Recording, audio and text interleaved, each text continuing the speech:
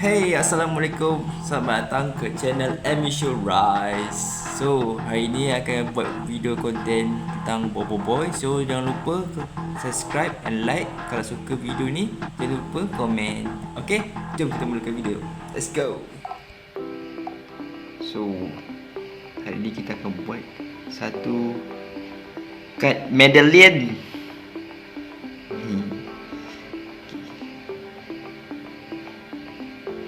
So korang make sure pakai gunting, bukan pakai pisau.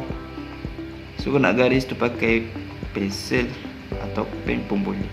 Lebih bagus pakai pen. So kita gunting. Alright, gunting ikut dia punya garis.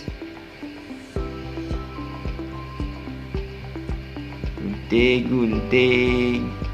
So kenapa aku buat macam ni? Supaya ada ke dalam koleksi aku.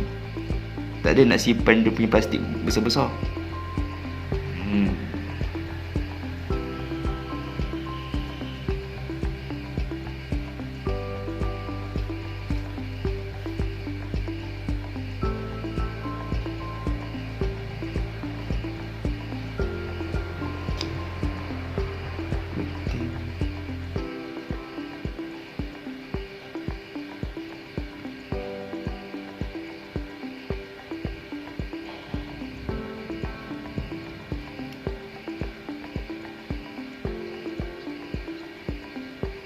Kita potong ikut dia punya garis.